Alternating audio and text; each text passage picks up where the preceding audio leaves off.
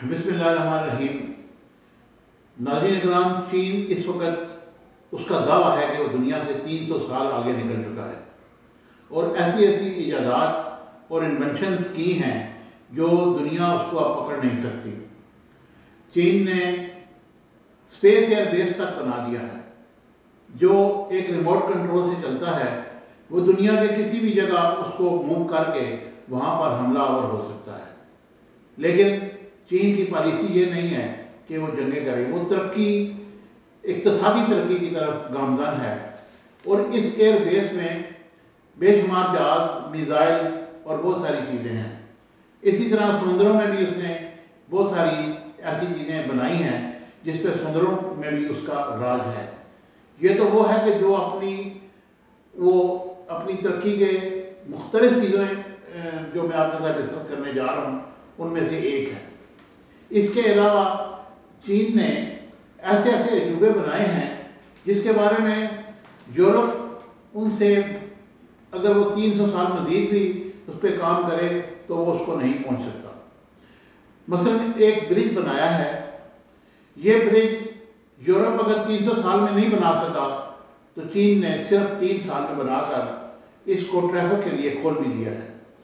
इसकी लंबाई 4400 फीट है और ऊंचाई 1850 फीट है। और ये दुनिया की सबसे ऊंची बिल्डिंग कह सकते हैं आप आपको कि एम्पायर टावर से भी ये ज़्यादा ऊंचाई पर वाक़या है। इसके अलावा चीन ने रिमोट से चलने वाली गाड़ियाँ भी बना ली हैं और गाड़ियाँ ऐसी भी बनाई हैं जो उड़ती हैं, यानी कि वो गाड़ी ऐसी जो आप उसको उड़ाएं और वो उड़ जाए, आप उसमें सफ़र भी कर सकते हैं।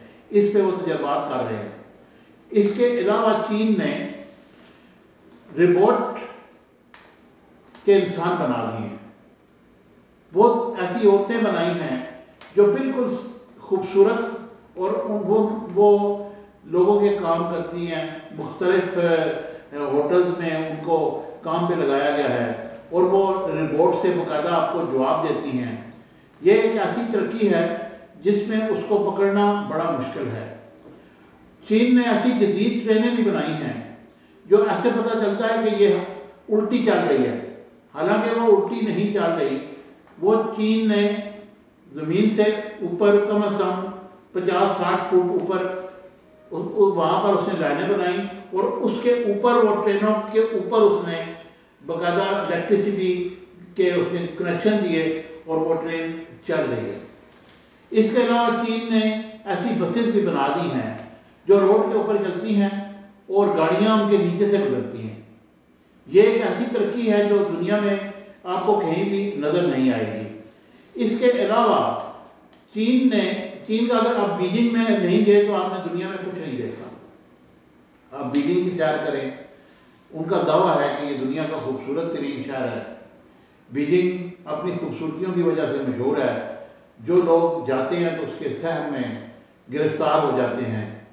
लाजमी तौर पर अगर आपको वक्त मिले, आपको टाइम मिले तो आप लाजमी तौर पर बीजिंग की सैर करें और चीन को देखें। ये यजूज मजूज की कौम ने ऐसी तरक्की की कि दुनिया को हैरान कर दिया और किसी की जुर्रत नहीं कि चीन की तरफ मैली आँख से भी देखे। पाकिस्तान का बहुत अच्छा दोस्त है। अब मैं आपको बताता हूँ कि सोलर एनर्जी में चीन ने कितनी तरक्की की। यानी कि होटल बना दिए, शीशे में सोलर फिट कर दिया। अब बिजली की उनको किसी तरफ से ज़रूरत नहीं है। सारी ज़िंदगी उस सोलर से वो होटल चलते रहेंगे, उनकी लाइटें ऑन रहेंगी, दिन रात ऑन रहेंगी।